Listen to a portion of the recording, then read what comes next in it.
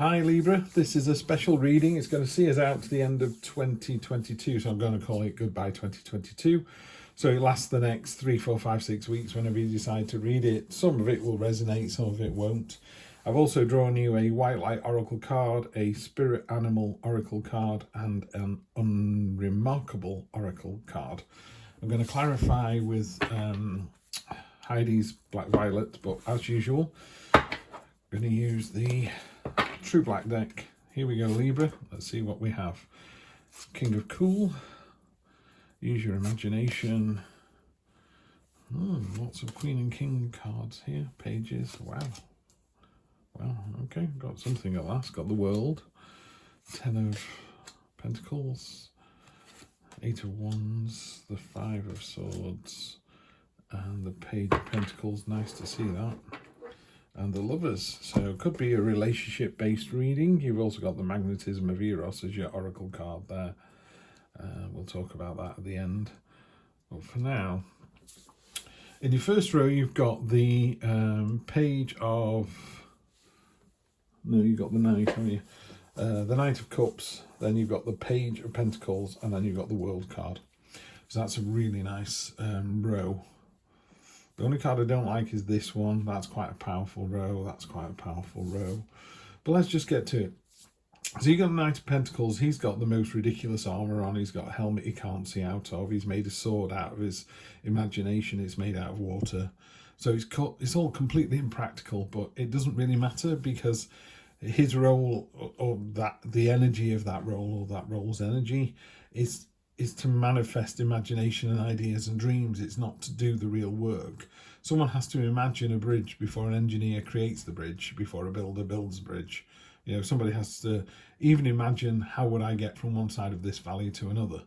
You know, and it takes imagination to kind of come up with that. So it's a very powerful energy to have. You then move on to the Page of Pentacles, which is a card of focus and intent and a real, this is what I want, this is how I'm going to get it. She's naked, so she's unashamed, she's unafraid, she's nothing to hide. She's pulling herself up one-handed, which is really hard to do.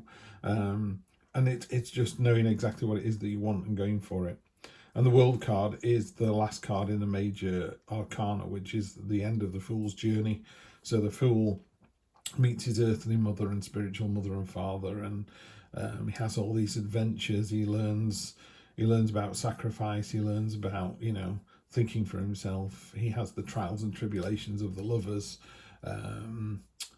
What else did he go through? He encounters death. He learned temperance and judgment and justice and all these things that he learns, and these experiences he has, and the strength that he gains from all of those enable him to kind of come to the World, which is a portal card, and either step through and level up, or step through and go, try again. So what I mean by that is, really simply, you could say, I started this game at level 0. I started this life at level 0. I then had all these experiences, and that made me a better person. And I went up a level. And then for the next 2 or 3 years, I kind of I was treading water. So every time you get to the World card, it doesn't necessarily mean that you're going to level up. But it doesn't mean that you go back to being a 2-year-old. It just kind of goes, you didn't really learn the lesson, did you? Let's send you back in and learn that lesson again. So you kind of go round and round and round. And so the World card is talking about, you've come to this portal. Are you ready to level up and go on to the next level? Only you know the answer to that. The middle row, you got the 10 of Pentacles, the King of Cups, and the 5 of Swords. 10 of Pentacles is your heart's desire, everything coming true. In a Rider-Waite deck, this is being inside the castle wall. The castle appears in many of the cards, and the castle from the outside is your kind of ultimate dreams and wishes, you know, where you want to end up. With the 10 of Pentacles, you're inside the castle walls. You have achieved your dream. Now, it doesn't mean to say you've achieved your dream at this point. What it means is you're on the right track and you've got the right destiny in place, and this is what you're hoping for. And it's generational as well. It's real, secure, solid footing. It's not something that's here today, gone tomorrow. Energy in the middle, this is you. This is Librans all over, isn't it? The King of Cool. He's got a squid and a school of fish in that shell behind him that are playing together rather than eating each other. He's manifesting a crown of angelfish out of these cups, out of his subconscious. And it's just a card of real emotional confidence, and I just call him the king of calm, the king of cool. He's just so laid back. I mean, he's in this laid back position. So it's a great energy that it sometimes needs a kind of kick up the bum to get him going, because he is that laid back. But as an energy for people who know you, it's a really nice person to be around. So that's the important bit.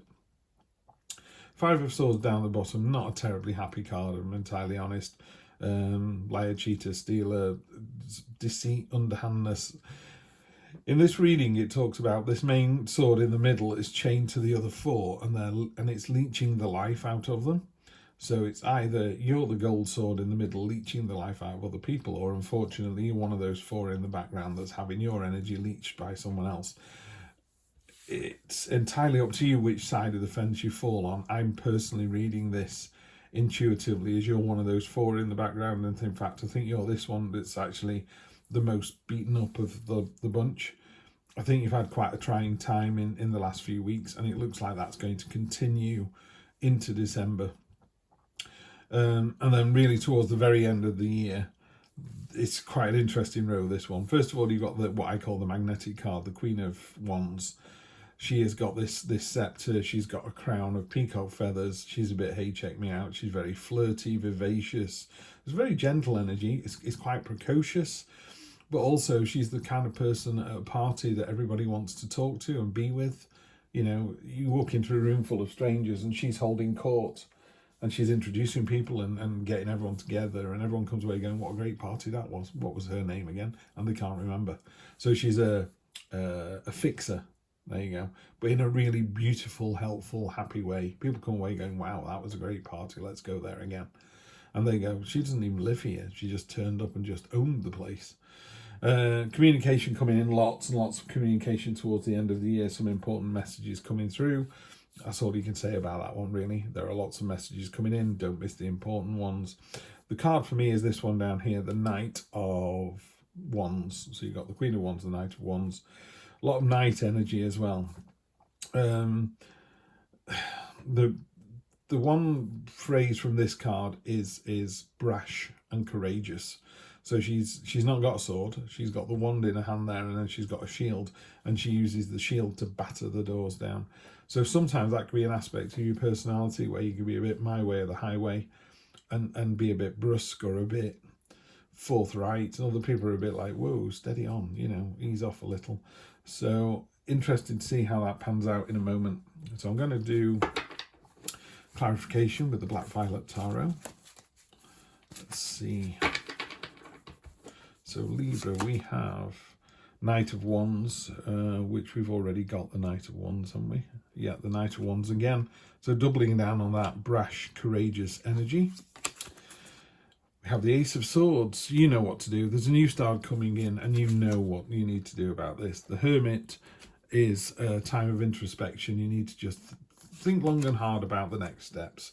Judgment, you need to do the right thing. I mean, that's fairly obvious. Page of Swords, cutting through, pardon me, cutting through the red tape, just getting down to the meat of the matter, just getting answers to those questions. A lot of sword energy that's come up in there. Sword and wand as well. And we have the Queen of Pentacles. Queen of Pentacles is nurturing, caring, stable, generous, but fierce. So there's that kind of energy there as well. You know, don't cross her. And it kind of goes with this as well. I know it's Pentacles and Wands, but that sort of brash energy. She's softened off the brashness because obviously she's been around longer, has got more experience of it. But yeah, you don't mess with this woman. She knows what's going on. Pardon me, another Ace of Wands. This is passion, enthusiasm on a creative endeavour. I think if there is a new creative endeavour that you're thinking about, then towards the end of the year, I think it's going to kind of bubble to the surface. I'm not reading these as 2022 into 2023, mainly because I want to do readings, pardon me, for 2023 in December. So I don't want to kind of cook my goose at this point.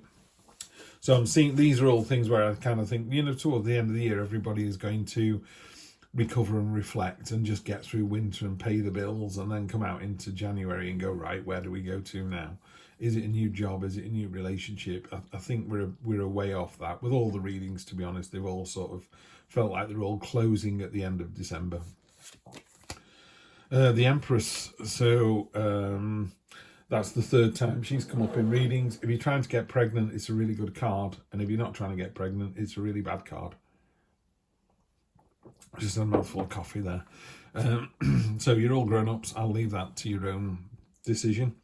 But it's a card of nature, nurturing, mothering, motherhood, fertility, you know, fecund, abundance. It's a good card, you know, wherever it sits in a reading, it's a good card, powerful feminine energy. Love to see that. Hierophant, if it's not good for the hive, it's not good for the bees. Don't do anything that's selfish. You need to do things that for the greater good. And for the greater good, it could be your family, your neighbours, your community, rather than, you know, the entire planet. But yeah, if you do something that's just for you, and you do something that's for you and your family, it would work better if it's for you and your family. And I think it grows that if you do something for your community, it would have more success than if it was for your family or if it was for yourself. So just bear that in mind. The Hierophant can also mean there's wisdom and guidance available to you. So there is something you're stuck on, and maybe you just need to go and have a chinwag with somebody and just kind of get to the bottom of it that way. There is some trial involved. There is. It's not going to be plain sailing. Whatever it is you're trying to do, it's going to be a little bit tough. And then we've got the magnetism of Eros. I'm just going to read this word for word out of this book rather than try and make sense of it myself. I'm just going to read it out. Trust in what your heart yearns for without concern about how it will manifest. Take steps towards that which moves your heart. Reach out for what your soul wants and needs. Allow yourself to be vulnerable, for only then can you be truly held. That which appears out of reach or unavailable to you is closer than you realise. That's nice. I like to see that. That's good. We also have Dog Spirit. Be loyal to what you love. And I'll just see what it says in here. Just bear with me for a second while I get to the page. 16, 19. Dog Spirit appears to remind you, although change is part of life and all of us are meant to evolve, our love and commitments remain strong. You are loved now, and you can trust this higher love is true. Spirit loves you, and love has arrived in many forms now, manifesting in the people you surround yourself with, expressed uniquely through them. Dog Spirit also says, be true to that which you love, for now is a time of good fortune. Be steady as you recognise that people and things are always transforming. Your heart is loving and true. And Dog Spirit wants you to know that your steadfast commitment to experiencing and expressing love will attract and manifest more love. You deserve all of it. Have faith in Spirit's plan for you. And then finally, this is quite a bleak card. This is the Volcano. I read this before. I was like, say what? Well, I pull the cards and I read them. We've had a couple of tough reads in this. Do you know, I found the Volcano before.